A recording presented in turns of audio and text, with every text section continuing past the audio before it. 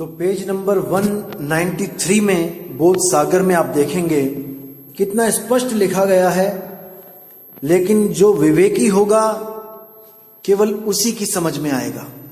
जो अविवेकी है वो केवल अक्षरों को पढ़ के झक मारते रह जाएंगे, उस सार को नहीं ग्रहण कर पाएंगे जो कबीर साहब बताना चाहते हैं, जो कबीर साहब समझाना चाहते हैं, उस चीज को ये लोग कभी नहीं समझ सकते। तो देखिए क्या कहते हैं, शब्द विदेह भयो उजियारा, तिहि पीछे त्रिलोक पसारा। यानी कि 3 लोक बनने से पहले जो आत्मा है वो विदेह रूप में थी, इस देह में नहीं थी, जीव रूप में नहीं आई थी वो, तब वो विदेह रूप में थी और उसी से आगे उजियारा यानी कि आगे सारा पसारा पड़ा। शब्द विदेह भयो उजियारा, तिहि पीछे त्रिलोक पसारा। शब्द ही नाम लोक है भाई, वही शब्द वही नाम जो 3 लोक बनने से पहले जो था आदि नाम, वही लोक है। जैसे ये 3 लोक बना, उससे पहले जो शब्द था विदेह शब्द, वही चौथा लोक है भाई, समझो इसको। शब्द ही नाम लोक है भाई, नी अक्षर में रहे समाई। उसी नी अक्षर में वो सुरती समाई हुई थी इस 3 लोक का पसारा डालने से पहले, वही उसका लोक था। शब्द ही सुरती के लिए लोक था। अरे शब्द जो 3 लोक से पहले था उसी में सुरती रहती थी। सुरत समाये शब्द में, वाको काल ना खाए। उसी शब्द से ये सुरती अलग हुई है, इसलिए 3 लोक बनाकर उसमें बैठी हुई है। अब इसको नहीं समझ में आ रहा कि इस 3 लोक रूपी शरीर को छोड़ के कहां जाए, इसीलिए ये बार बार गर्भ में कर्म अनुसार धक्के खा रही है। अगर इसको ऐसा गुरु मिल जाए जो इसको शब्द विदेह का लखाव करा दे, विदेह का, देह का नहीं, जो आपको ये बोल दे कि परमात्मा देह रूपी है, वो विदेह को जानता ही नहीं है, अभी जानता ही नहीं है। इसीलिए साहिब ने बोला है आदि नाम पहचानो भाई। आदि नाम विदेह है, विदेह देह नहीं है। आदि नाम है सत्य कबीरा, सत्य कबीरा विदेह है। समझ जाओ इसको। शब्द शब्द सब कोई कहे, वह तो शब्द विदेह है।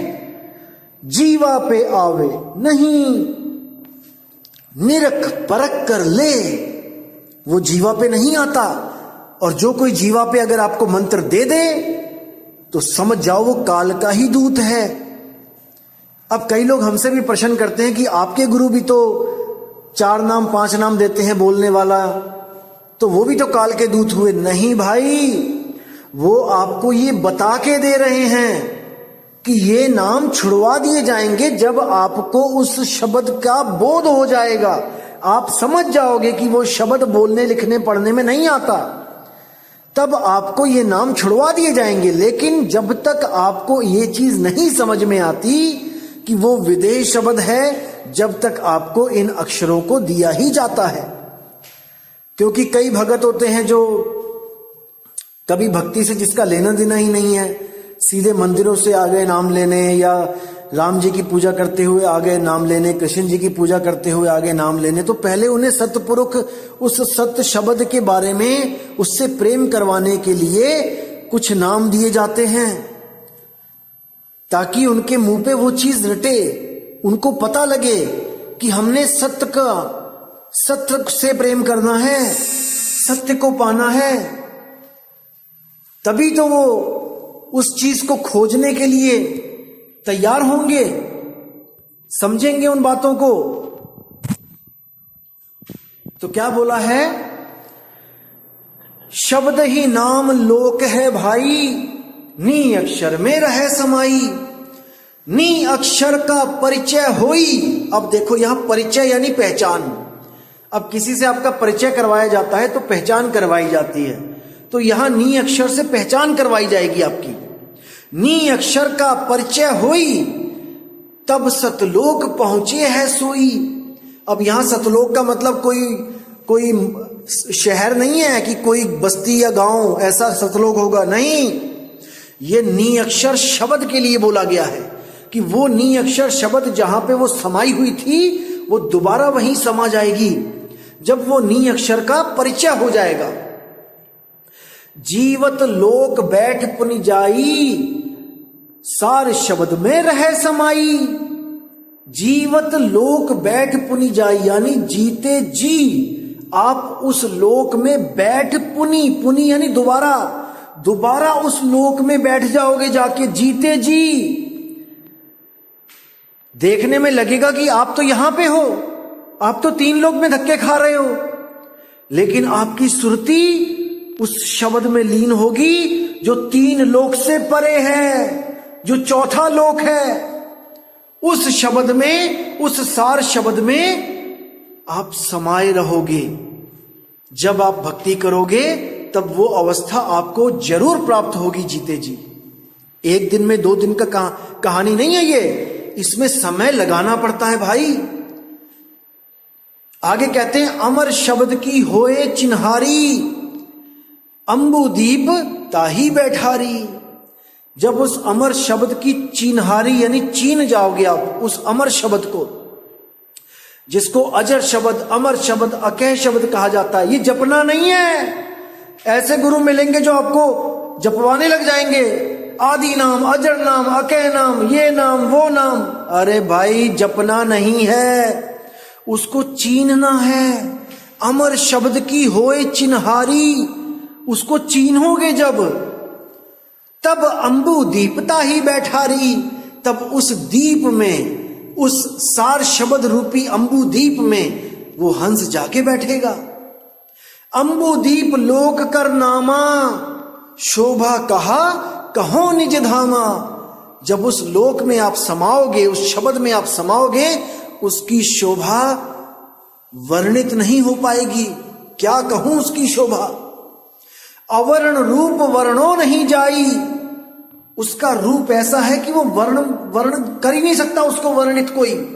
अवर्ण है वो, उसका तो अनुभव किया जा सकता है केवल। अवर्ण रूप वर्णो नहीं जाई, धर्मदास सुनियो चितलाई। षोडश भान हंस को रूपा, और पुरुष ही महिमा अमृत अनूपा। अब ये जहां पे षोडश भानु आता है, यहां पे कई लोग भ्रमित हो जाते हैं पढ़ के कि षोडश भानु यानी कि 16 सूरज जितनी रोशनी हो जाती है। बिल्कुल गलत दोस्तों, ये कोड वर्ड होते हैं, इनको समझना सबके बस की बात नहीं होता है, समझ जाओ। षोडश भानु का मतलब है कि 16 जो गुण हैं, जिसको 16 सुत कहा गया है, जिस सतपुरुष के उस आत्म रूप के 16 गुण जो बोले गए हैं, ये उसको वापस प्राप्त कर लेगा।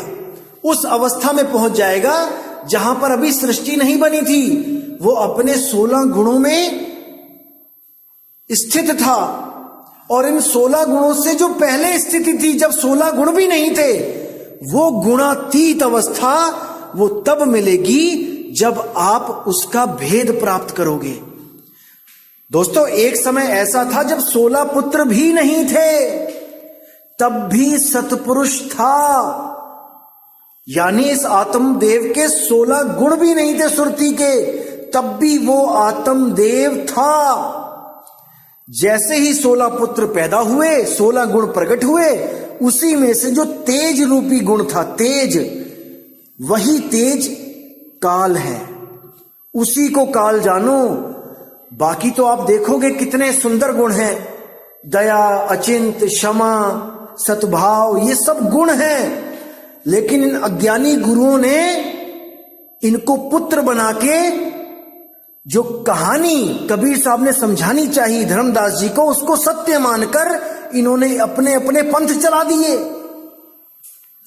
कि 16 पुत्र थे परमात्मा के, उसमें उसकी खोपड़ी फाड़ दी, उसका सिर काट दिया, वहां से 5 तत्व लेके आ गए। अरे भाई, अरे उसका शरीर अगर परमात्मा ने शब्द का बनाया तो उसके सिर को कौन फोड़ सकता है? वहां पे भी अगर ये लट्ठम लट्ठा और ये सिर फोड़ना और ये दुख है तो भैया वहां पे भी नहीं रहना हमने। फिर तो वहां पे भी बंधन है कि उसका सिर फोड़ के ले आए 5 तत्व। तो भाई सिर तो यहां भी फूट रहे हैं हमारे लड़ लड़ के, और सिर वहां भी फूट रहे हैं। तो हमने क्या करना है ऐसे सतलोक में जाके? विचार करो, समझो इन बातों को। तो आगे क्या कहते हैं? अमर शब्द होए चिन्हारी, अंबुदीप तहीं बैठारी। अंबुदीप लोक का नामा, शोभा कहां कहो निज धामा। अवन रूप वर्णो नहीं जाई, धर्मदास सुनियो चितलाई। शोडन भान हंस को रूपा, पुरुष ही महिमा अमृत अनूपा। अमर शब्द सो प्राणी भयऊ, वही शब्द सो लोक ही गयहू। जो उस अमर शब्द को जान जाएगा, जपेगा नहीं अमर नाम, जो उस अमर शब्द का भेद पा जाएगा, वही शब्द सो लोक ही गयहू। वही शब्द, उसी में सुरती टिक जाएगी और उसको मान लो कि लोक ही गयहू। समझो वही लोक को गया जो उस शब्द को चीन पाया। पान परवाना शब्द है सारा। अब ये पान परवाना वो शब्द है, ना कि ये 10 रुपए का पान घुमा के उसमें मेवे मिष्टी मीठा सौंफ डाल के खिला दिया तुम्हें। ये नहीं है वो पान। पान परवाना शब्द है सारा, वो सार शब्द ही पान परवान है। जब तक वो सार शब्द नहीं मिलेगा, वो पान परवाना नहीं मिलेगा, आप सतलोक नहीं जा सकते, आप उस शब्द में नहीं समा सकते। यही मूल सो हंस उबारा, यही वो मूल ज्ञान है जिससे हंस का उबार होगा, उबरेगा हंस, निकलेगा इस भवसागर से। अकह नाम अक्षर है भाई। अब इसको समझो, अकह नाम, अकह यानी जो कहने में नहीं आ सकता, तो वो अक्षर कैसे हो सकता है? 52 अक्षरों की बात हो रही है यहां पे। तो यहां पे भेद बताया जा रहा है। अकह नाम अक्षर है भाई। अक्षर यानी जिसका कभी शर यानी नाश ना हो। अक्षर, आ आगे लग गया तो वो अविनाशी हो गया। अकह नाम अक्षर है भाई। अक्षर का मतलब होता है आत्मा। आत्मा को भी अक्षर कहा जाता है। सोई गुरु पूरा कहावे, 2 अक्षर का भेद बतावे। एक छुड़ावे एक लखावे। तो यहां पर उस अक्षर की बात हो रही है जिसका हमने लखाव करना है। अकह नाम अक्षर है भाई, तुम नी अक्षर रहो समाई। यानी उसी नी अक्षर में जो अक्षरों में नहीं है, वो आत्मा अक्षरों में नहीं है। उस नी अक्षर में रहो समाई, उसमें तुम अपनी सुरती को घुमा के लगा लो। नी अक्षर को करे निबेरा, कहे कबीर सोई जन मेरा। जो उस नी अक्षर आत्मा का निबेड़ा कर लेगा, वही मेरा हंस है। और जो अक्षरों को जप जप के अपना अनमोल जीवन नाश करेगा, वो कागा है, कौवा है। अरे जग में बहुत से काग हैं, कोई कोई हंस हमार। वो बिरला हंस कोई कोई है जो उस नी अक्षर को समझ के उसको ग्रहण कर ले। ऐसे भी गुरु मिलेंगे आपको जो नी अक्षर करते करते आपके कान में फूंक मार देंगे।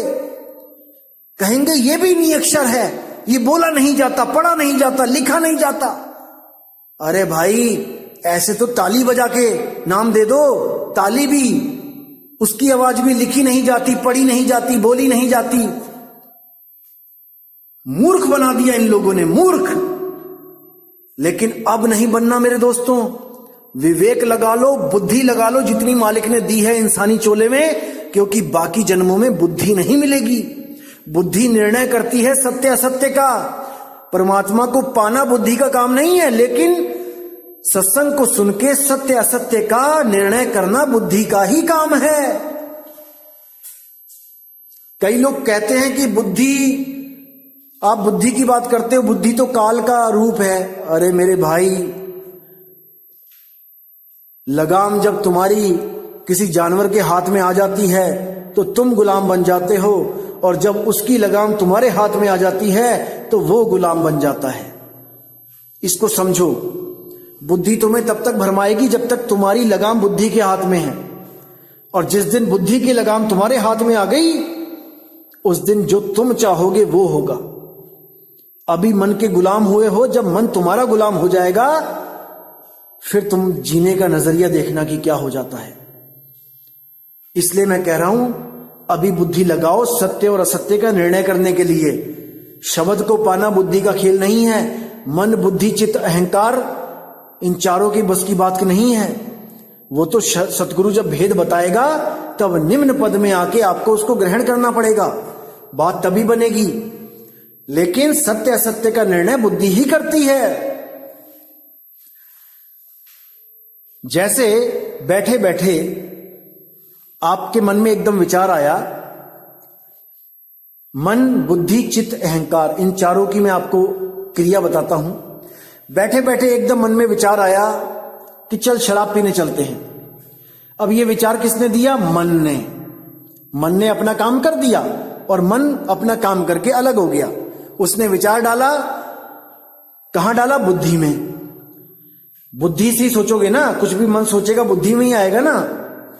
जैसे ही मन ने सोचा, बुद्धि ने कैच कर लिया उसको। अब बुद्धि वहां पे विवेक लगाएगी कि जाऊं कि ना जाऊं, सत्य असत्य का निर्णय करेगी।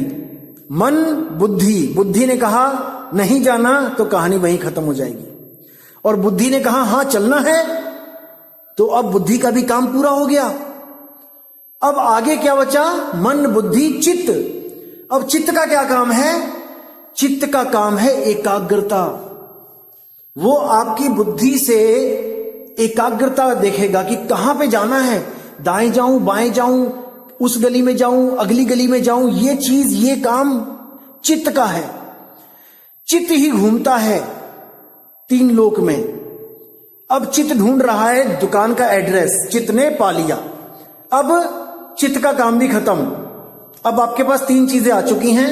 एक विचार आया और उस पर आपने सहमति भी कर दी बुद्धि के द्वारा, और आपने जगह भी अपने मन में ही, चित्त ने उसको दर्शा दिया कि कहां जाना है। अभी भी आपका कर्म नहीं बना।